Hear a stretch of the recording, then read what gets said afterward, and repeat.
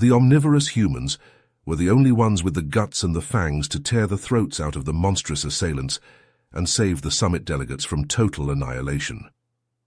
Thomas Allen strode through the spaceport, his boots thudding on the polished floor. Plantoid Prilorians glared at him, revulsion twisting their green faces. They despised his kind, the meat-eating humans they saw as primitive savages. But today, the fate of the galaxy hinged on this summit, and Thomas would drag these bigoted, ungrateful sprouts into an alliance with humanity, whether they liked it or not. He met his Prilorian counterpart Prylar, who sneered at his offered hand. "Your kind sicken me, human. You consume flesh like beasts. Why should we trust you?" Thomas bit back a retort as they entered the grand summit hall. Suddenly a deafening boom, fire, screams, blood. Unknown attackers poured in, gunning down the delegates. Thomas yanked Prylar down as projectiles flew overhead. Prylar trembled, paralyzed by fear. But Thomas reached for his hidden plasma pistol, eyes hard. Time to show these murderous scum what meat-eaters could do. The survival of every species here depended on him. And damned if he'd let them down, no matter how much they despised his kind. He'd make them see humans as their saviors, even if it killed him. Thomas grabbed Prylar by the collar and yanked him behind a toppled marble pillar as plasma bolts sizzled through the air. Prylar cowered, his green skin blanched pale with terror. Thomas peeked around the pillar, assessing the carnage. These attackers wielded advanced plasma rifles that sliced through the security team's body armor like paper. The guards dropped left and right, their return fire only scorching the far walls. A cluster of trapped delegates huddled behind a shot-up table. Among them, the blue-skinned Arcturian ambassador clutched a bleeding stomach wound. Thomas turned to Prylar. "Stay down and don't move." He army crawled across the debris-strewn floor, using fallen chunks of ceiling as cover. Thomas reached the ambassador, who groaned in agony, purple blood seeping between his fingers. He ripped off his tie and cinched it around the Arcturian's torso as a makeshift tourniquet.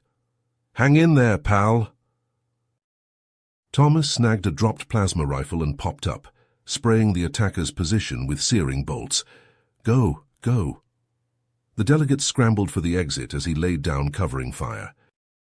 Prylar gaped from behind the pillar, eyes wide with disbelief as this human braved certain death for a species not his own. Perhaps he had misjudged Thomas and his kind. Suddenly plasma scorched the pillar centimeters from Prylar's head.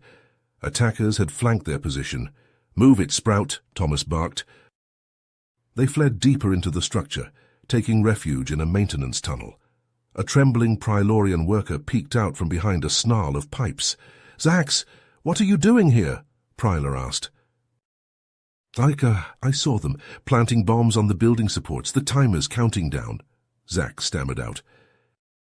Thomas cursed under his breath. "Prylar, we need to evacuate everyone left in the building. Zax, can you show me those devices? Maybe I can disarm them before this whole place comes down on our heads." Thomas turned to Prylar and Zax, his face grim. "We need to split up. It's our only shot at stopping this." He pointed at Prylar. "You know this place better than anyone. Round up any survivors and get them the hell out. I'll find the bombs with Zax." Prylar nodded, his earlier disdain replaced by grudging respect. "Understood. And Thomas, thank you for saving us." He sprinted off, shouting evacuation orders. Thomas grabbed Zax's arm. "Show me where you saw them planting the explosives." They raced through twisting maintenance shafts, the timer's phantom ticks echoing in Thomas's skull. "Tell me everything you remember about the attackers." Zax panted as they ran. "I heard them talking, their accents. I recognized the dialect. They're pure greens, radical separatists who hate outsiders. Think we never should have joined the galactic community." Thomas cursed. This was no random strike, but a deliberate attack by extremists, xenophobes willing to slaughter their own kind to make a statement. The stakes had just gotten even higher. As they rounded a corner, plasma fire erupted from behind a tangle of pipes. Thomas shoved Zax down and returned fire, dropping two separatists with clean headshots, but a third shot caught Zax in the leg before Thomas put a bolt through the attacker's heart. Zax screamed and crumpled, dark green blood pooling beneath him. Thomas hauled him behind cover and examined the wound. It was bad. Zax wouldn't be walking, much less diffusing bombs.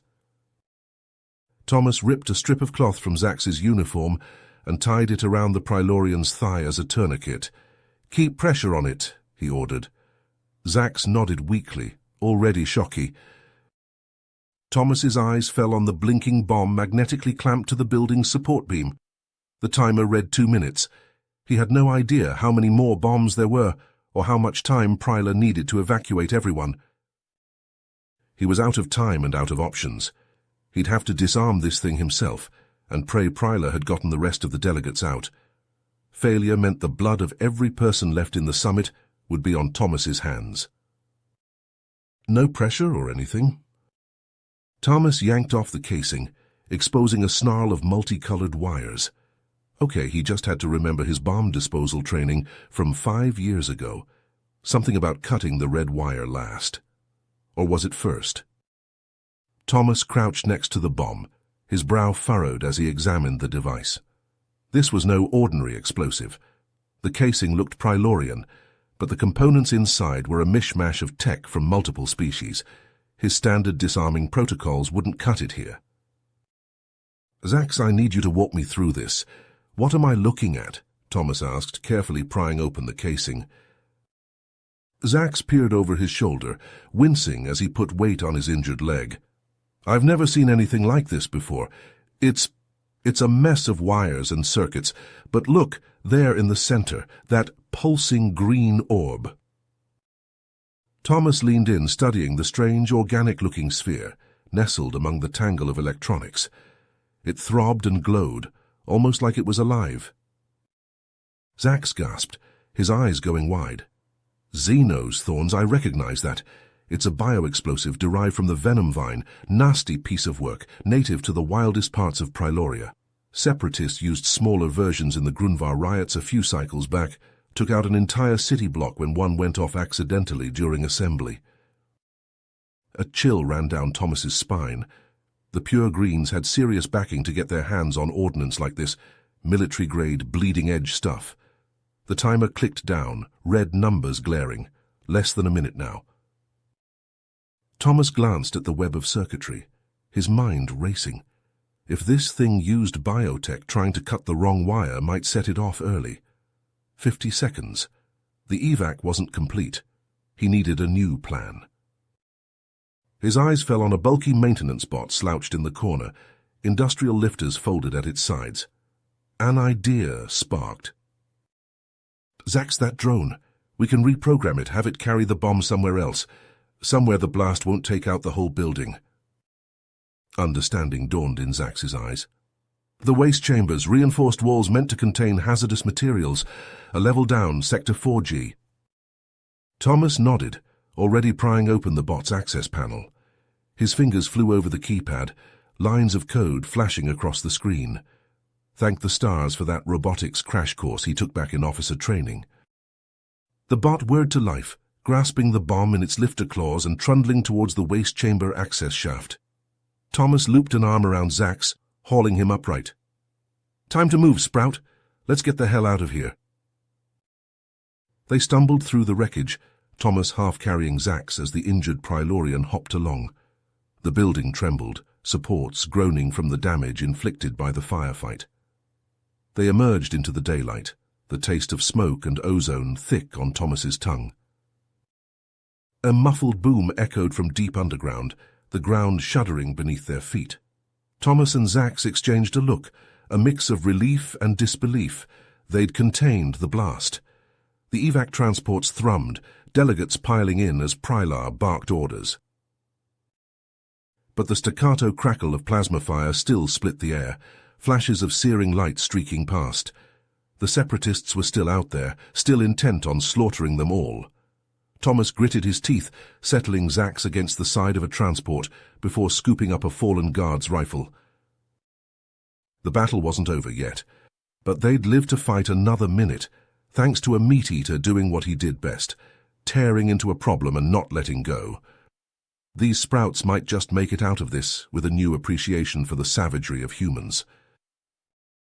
Thomas and Zack stumbled through the rubble-strewn corridor, the acrid stench of smoke and burnt plastic assaulting their nostrils. The muffled pop of distant plasma fire echoed off the walls. They rounded a corner and froze. A cluster of survivors huddled behind a makeshift barricade of overturned tables and chairs. Among them, Prylar crouched, clutching a scorched shoulder. Separatists advanced on the pinned group, unleashing a hail of searing plasma bolts. Thomas didn't hesitate. He snapped his rifle to his shoulder and squeezed the trigger, sending a volley of return fire streaking towards the attackers. "Zax, get those people out of here. I'll cover you." Zax nodded and sprinted to the barricade, ducking as shots whizzed overhead. He grabbed a limping Prylorian and slung their arm over his shoulder, half dragging them towards the exit. The others followed, staying low. Thomas dashed from pillar to shattered pillar, drawing the Separatists' fire. Plasma sizzled past his face, close enough to blister his skin. He gritted his teeth and fired back, dropping 2 attackers with well-placed shots. Prylar watched in awe as this human, this meat-eater he'd despised, risked everything to save them. Thomas dove and rolled, coming up firing. His movements were fluid, almost graceful, like a dancer or a predator. The last survivors made it to safety. Thomas pivoted to follow, and found himself staring down the barrels of 3 Separatist rifles. He froze, finger tightening on the trigger. But he was outnumbered and outflanked. Plasma bolts struck the Separatists from the side. They crumpled, smoking holes in their chests. Thomas whirled to see Prylar standing there, rifle raised. The Prylorian had come back for him. "I was wrong about you, human," Prylar said, lowering his weapon. "I thought your kind soft, weak, but you fought for us, bled for us. Perhaps there is more to you than I assumed." Thomas clasped Prylar's uninjured shoulder. "Plenty of time for apologies later, Sprout. We're not done yet." The clatter of approaching footsteps echoed from deeper in the compound. More Separatists coming to finish the job. Thomas checked his rifle's charge, only half a magazine left, not enough to win a stand-up fight. Prylar cocked his head. "We cannot hope to defeat them all, but if we cut off the head of the snake—" "The body dies," Thomas finished. "Zack said their command post is in a warehouse not far from here." "Then that is where we must go, end this at the source." Thomas keyed his comm, hailing the human embassy. "This is Agent Thomas Allen, authorization Whiskey Tango Foxtrot. I need immediate backup at the Pryloria Trade Summit. Separatist attack in progress. Unknown number of hostiles. Sending coordinates for their suspected command center. We're going in to neutralize their leadership." The voice on the other end crackled with static. "Confirmed, Agent Allen. Birds are in the air, ETA 7 minutes, sending our best. Tango team is Oscar Mike. Give 'em hell." "Copy that. Allen out." Thomas turned to Prylar and Zax. "Cavalry's on the way, but we need to move if we're going to end this before they level half the district. You with me, Sprouts?" Prylar hefted his rifle. "To the end, human. Let us finish this." Together, the unlikely allies forged ahead, determined to stamp out this insurrection at its heart. 2 species, enemies mere hours before, now united by the bonds of battle. The Separatists had no idea what was coming for them. Thomas allowed himself a tight smile. Meat-eaters and plant-munchers, one hell of a team. Thomas, Prylar, and Zax crouched behind a crumbling wall, peering at the warehouse that served as the Separatists' nerve center. The building buzzed with activity, guards in green fatigues patrolling the perimeter with plasma rifles at the ready.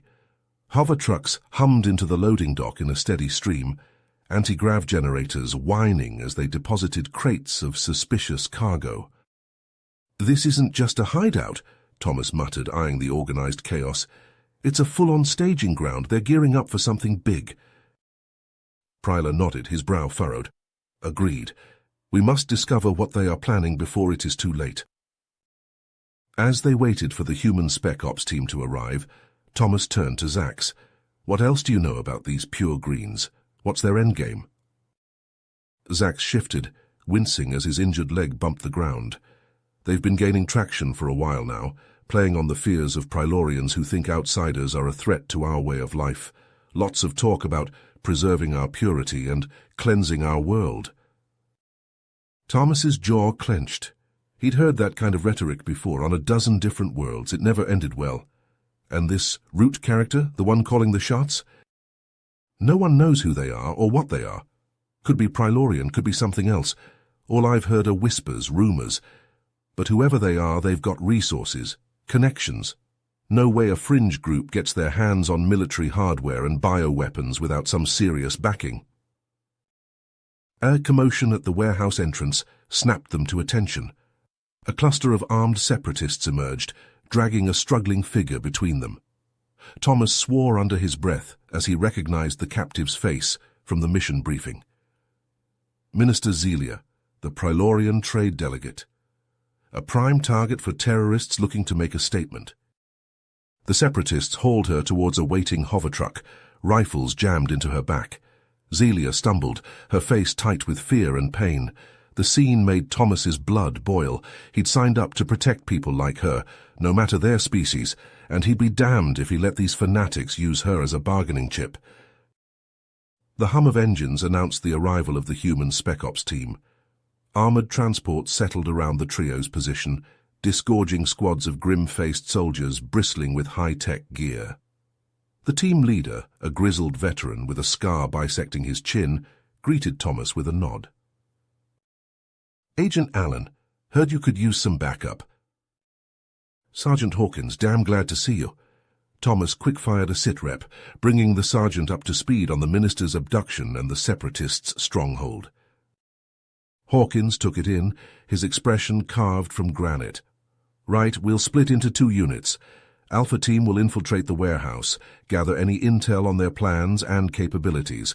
Bravo will extract the minister and neutralize her captors. Agent Allen, I want you leading the rescue op. Your friends can back up Alpha. Help them slice into the separatists' systems." Thomas nodded, already checking his rifle. "Understood, Sergeant. We'll get her back." Pryler and Zax exchanged a glance, an unspoken agreement passing between them. They would do their part to unravel this conspiracy for the sake of both their worlds.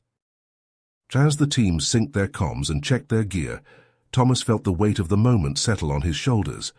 The future of human-Prilorian relations, the fate of the trade summit, the lives of innocents, all of it hinged on their success in the next few minutes. He met Pryler's eyes, saw the determination burning there, the newfound trust and respect. A far cry from the suspicion and hostility of their first meeting mere hours ago. Funny how quickly things could change when you bled together. Thomas rolled his shoulders, felt the familiar rush of adrenaline as he prepared to plunge into the chaos once more. It was do or die time, and failure was not an option. Thomas crept forward, his boots barely making a sound on the cracked concrete.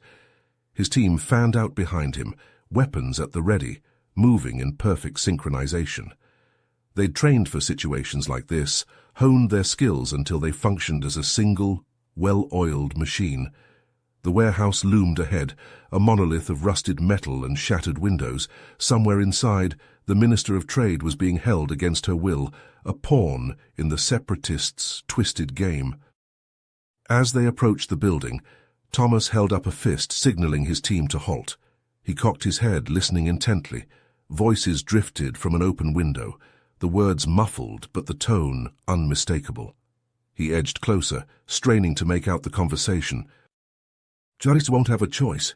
We have the minister. Demands must be met." Thomas gritted his teeth, just as they'd suspected. The separatists were using the minister as a bargaining chip, a way to force the Prilorian government's hand. He motioned for his team to keep moving, their objective clear. Inside the warehouse, Pryler and Zax navigated a labyrinth of corridors, the infiltration team close behind. They moved cautiously, scanning each new area for any signs of the enemy. The deeper they pushed into the facility, the more unsettling their discoveries became. A room filled with crates of plasma rifles and grenades, enough firepower to arm a small army. Walls plastered with propaganda posters depicting humans and other non-plantoid species as parasites, leeching the life from Pryloria. And most chilling of all, a hidden laboratory, its tables strewn with the remnants of the bioexplosive devices that had nearly brought the trade summit to a fiery end. Zack shuddered as he surveyed the lab, his eyes wide with horror. "I never imagined they'd go this far," he whispered, "to actually develop something like this." Pryler placed a hand on his shoulder, his expression grim. "Hatred and fear can drive people to unthinkable acts, but we will stop them." They pressed on, the weight of their mission growing heavier with each step. As they approached the heart of the warehouse, they heard raised voices echoing from behind a closed door. Pryler held up a hand, signaling for silence. He tapped a few commands into his wrist computer, and a translation program sprang to life. "The time has come. The Root will address the nation, issue our demands." Pryler and Zax exchanged a look of alarm. The Separatists were moving faster than they'd anticipated.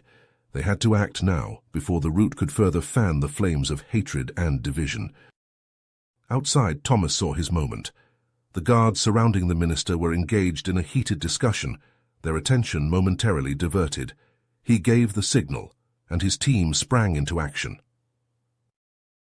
They moved as one, a blur of black tactical gear and precise movements. Before the Separatists could even react, they were on the ground, disarmed and subdued. Thomas himself reached the minister, cutting her bonds and helping her to her feet. "Are you all right, Minister?" he asked, his voice calm despite the adrenaline surging through his veins. The minister nodded, her eyes wide with a mix of fear and relief. "Yes, thanks to you and your team, but we must hurry. I fear what the Separatists may do next." Thomas tapped his earpiece, opening a channel to Pryler. "We have the minister. What's your status?" Pryler's voice crackled over the comm. "We've discovered their plans. The Root is preparing to make a broadcast to issue demands to the government. We're moving to sabotage their equipment and apprehend their leadership." Thomas nodded, his mind racing. "Understood. We'll secure the perimeter and provide support as needed, and I have an idea about how we can counter the Root's message." He turned to the minister, his expression serious. "Minister, I know you've been through an ordeal, but we need your help to prevent this crisis from escalating further." The minister straightened her shoulders, a look of determination settling over her features. "What do you need me to do?" As Thomas outlined his plan, the pieces fell into place. The minister would make her own broadcast, denouncing the Separatists and calling for unity among all species on Pryloria. At the same time, Prylar and Zax would disrupt the Root's transmission, preventing their hateful message from spreading, and the human special forces would apprehend the Separatist leaders, cutting off the head of the snake. It was a gamble, but one they had to take. The future of human-Prylorian relations hung in the balance, and they would do whatever it took to ensure that future was one of peace and cooperation. As the teams moved into position, Thomas allowed himself a moment of reflection. Just hours ago, he and Pryler had been at each other's throats, divided by centuries of mistrust and prejudice. But now they stood united, fighting side by side for a common cause. He smiled grimly. It was funny how quickly things could change in the heat of battle, how the lines between friend and foe could blur, and new alliances could be forged in the fires of adversity. They were coming down to the wire now. The next few minutes would decide everything. But as Thomas looked around at his team, at Pryler and Zax and the determined faces of the Prylorian forces, he felt a surge of hope.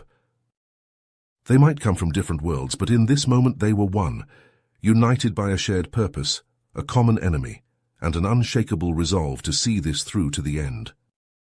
Come what may, they would face it together, humans and Prylorians side by side, fighting for a future worth believing in. The door to the command room exploded inward, shards of metal flying through the air. The human special forces team stormed inside, weapons raised, but the Separatist leaders were ready for them. They opened fire from behind overturned tables and equipment banks, filling the air with searing plasma bolts. Thomas dove for cover behind a reinforced pillar, dragging the minister down with him. All around them, the room erupted into chaos. Weapons fire flashed back and forth as both sides fought for control. "Stay down!" Thomas shouted to the minister over the din of battle. He popped up from behind the pillar, squeezing off shots at the separatists. Across the room, Prylar and Zax crouched behind a communications console. Prylar's fingers flew over the controls, trying to jam the separatists' broadcast equipment. Zax watched the battle with wide eyes, flinching as shots impacted near their position. "Almost got it," Prylar grunted, his brow furrowed in concentration. "Just need to overload their signal boosters." A plasma bolt sizzled over their heads, close enough to scorch the tips of Prylar's leaves. Zax yelped and ducked lower. "Hurry," he pleaded, his voice shaking. Thomas gritted his teeth as he saw a human soldier go down, a smoking hole in his chest. They were taking casualties. He had to end this, fast. Signaling to his team, Thomas lobbed a flashbang grenade over the barricades. The device detonated with a deafening bang and a searing white flash, stunning the separatists. "Go, go, go!" Thomas roared. The humans surged forward, vaulting over the barricades and engaging the disoriented separatists hand to hand. In the confusion, a lone figure broke away from the separatists, dashing for a shadowed alcove at the back of the room. Thomas caught a glimpse of the figure's face, and his blood ran cold. It was the Root, the mastermind behind the attack. "Stop him!" Thomas shouted, but it was too late.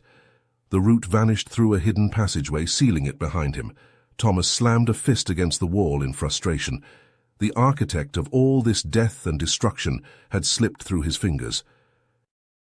A cheer went up from the humans as the last of the separatists were subdued. Prylar looked up from the smoking remains of the communications console, his face grim but triumphant. "The Root's broadcast has been stopped," he reported. "He won't be able to spread his message of hate."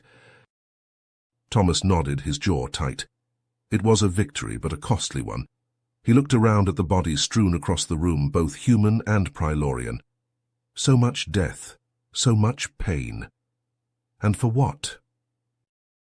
The minister emerged from behind the pillar, her face pale but determined. She met Thomas's gaze, a silent understanding passing between them. They had to make this sacrifice mean something.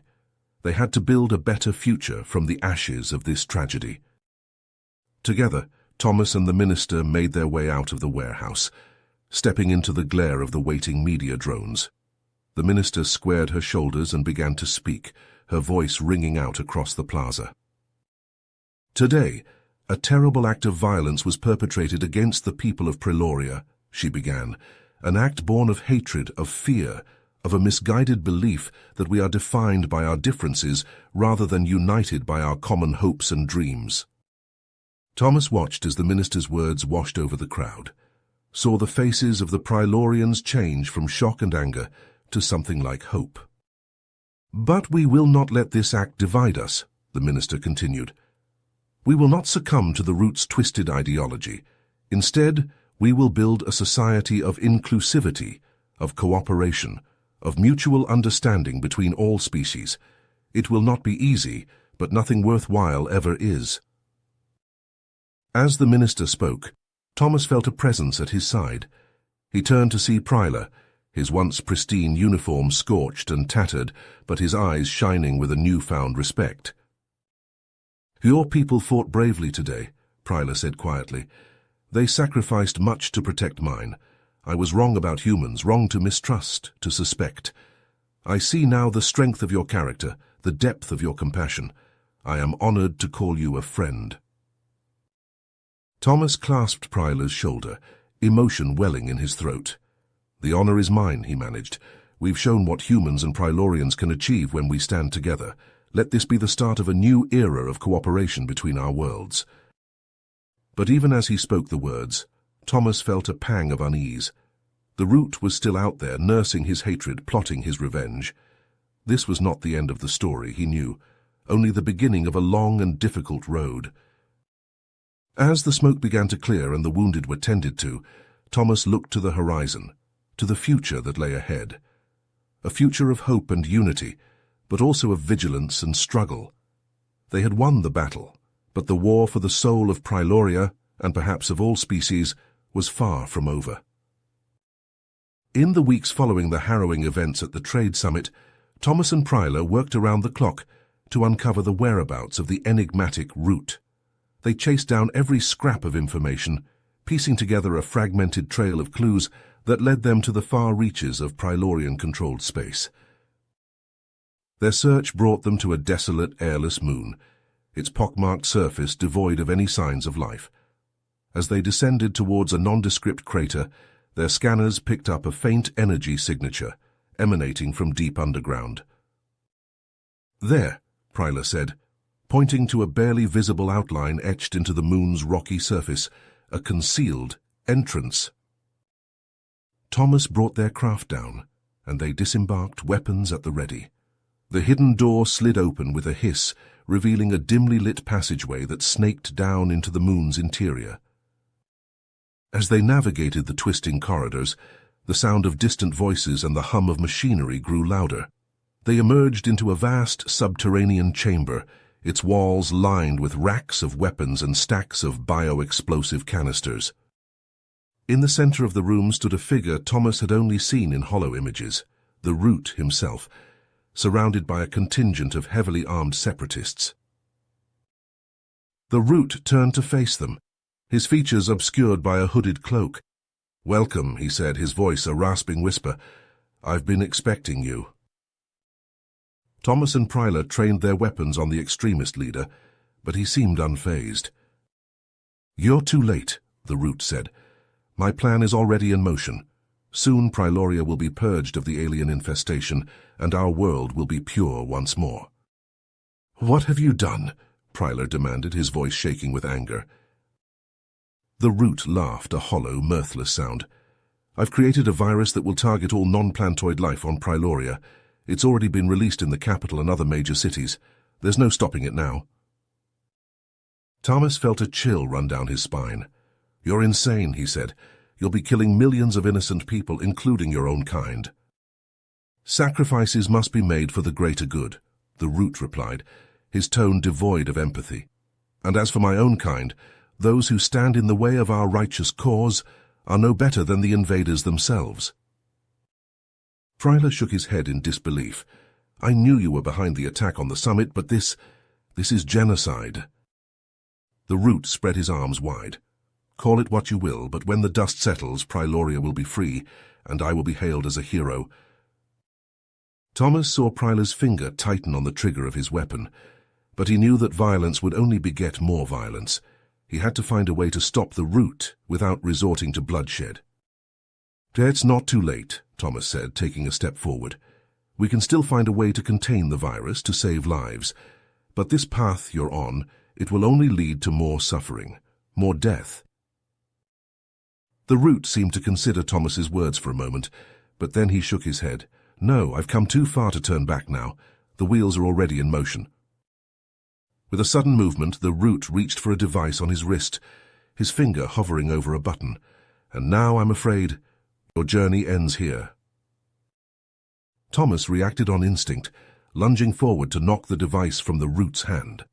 The two men grappled, trading blows as the separatists opened fire on Pryler. In the chaos of the firefight, Thomas managed to wrench the device free, crushing it beneath his boot, but the Root was not finished yet. "You may have stopped the detonation," he snarled, blood dripping from a cut on his lip, "but the virus is still out there. And now you will die with the knowledge that you failed to stop it." The Root reached for a hidden panel on the wall, his hand slamming down on a large red button. An alarm blared, and a robotic voice announced, "Self-destruct sequence initiated. Evacuate immediately." Thomas and Pryler exchanged a look of horror, realizing they had only moments to escape before the base was consumed in a fiery blast. They turned and ran, dodging weapons fire and falling debris as the countdown ticked away. They barely made it to their ship before the moon's surface erupted in a blinding flash of light and heat. As they watched the base collapse in on itself from orbit, Thomas felt a hollow sense of victory. They had stopped the Root, but at what cost? The answer came soon enough. When they returned to Pryloria, they found a world in chaos. The virus had indeed been released, and it was spreading like wildfire through the population centers. Panic and fear gripped the streets as non-plantoid residents fell ill, their bodies ravaged by the engineered pathogen. Prilorian security forces struggled to maintain order as riots broke out and society began to unravel. Thomas, his heart heavy with dread, contacted Earth to request an immediate evacuation of all human personnel.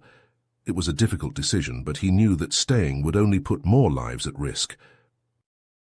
As the evacuation ships loaded, Thomas and Prylar worked frantically with Prilorian scientists to find a way to slow the virus's spread.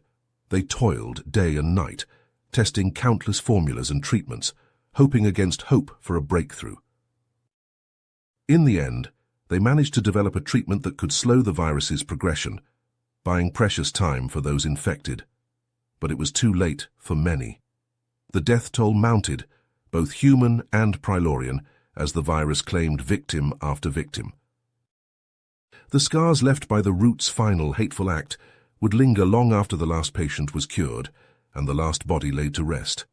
The trust and goodwill that Thomas and Prylar had worked so hard to build between their peoples had been shattered, replaced by fear, anger, and suspicion. As Thomas boarded the last evacuation ship, he looked back at the world he had come to know and love, now forever changed by the actions of one man. He knew that the road ahead would be long and difficult, that the wounds inflicted by the root would take generations to heal, if they ever truly did. But he also knew that he could not give up hope.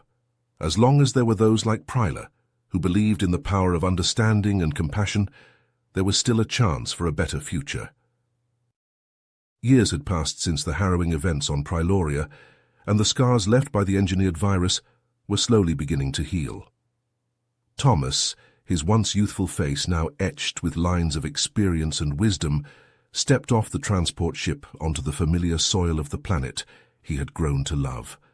But this was no joyous reunion. A heavy weight pressed upon his heart as he made his way to the medical facility where Prylar, his dear friend and ally, lay dying. The sterile corridors echoed with the soft beeps and whirs of life support machines as Thomas entered Prylar's room. The once vibrant Prilorian was a shadow of his former self, his leaves withered and his bark ashen. Thomas took a seat beside the bed, grasping Prylar's frail hand in his own. "Thomas," Prylar whispered, his voice a rasping whisper, "you came." "Of course I did," Thomas replied, his throat tight with emotion. "I couldn't let you face this alone." Prylar managed a weak smile. "I always knew you were a true friend, but I didn't ask you here just to say goodbye. I have one final request." Thomas leaned closer, his brow furrowed with concern. "Anything, Prylar, you know that. The work we started, the bridges we built between our worlds, and it must continue. Promise me, Thomas, promise me you won't let our sacrifices be in vain." Tears welled in Thomas's eyes as he nodded solemnly. "I promise, Prylar, I won't let you down." With a final squeeze of Thomas's hand, Prylar closed his eyes, a peaceful expression settling over his features. Thomas bowed his head, grief washing over him in waves. Prylar was gone, but his legacy would live on. As Thomas stepped out of the medical facility, his communicator buzzed with an urgent message. A new threat had emerged from the ashes of the separatist movement, a group calling themselves the Seeds of Purity. They were gathering strength in the outer reaches of Prilorian space, intent on finishing what the root had started. Thomas's jaw clenched with determination. He would not let this cancer spread, would not let Prylar's death be in vain. He gathered a team of trusted allies, both human and Prilorian, and set out to confront this new menace head-on. In the weeks that followed, Thomas and his team engaged in a series of daring raids and covert operations, striking at the heart of the Seeds of Purity. They infiltrated hidden bases, disrupted weapons shipments, and dismantled communication networks. Each victory came at a cost, with Thomas's allies paying the ultimate price for their bravery. In the final confrontation, Thomas stood face to face with the leader of the Seeds, a twisted echo of the root himself. In a brutal battle, Thomas emerged victorious, but not unscathed. As he limped away from the smoking ruins of the separatist stronghold, He carried with him the weight of those he had lost and the scars that would never fully heal. Now, as Thomas stood before the memorial erected in Pryla's honor, he felt the full weight of his friend's final request settling upon his shoulders. The fight was far from over, but he wouldn't rest until Pryla's dream of a united galaxy was realized. With a heavy heart, but an unbreakable spirit, Thomas turned his face towards the stars, ready to continue the fight for as long as it took. You have reached the end of the story. If you enjoyed this story and want to support us, please leave a like and subscribe to our channel, and for every comment that says 88, I will heart every single one of them. Thank you for your time.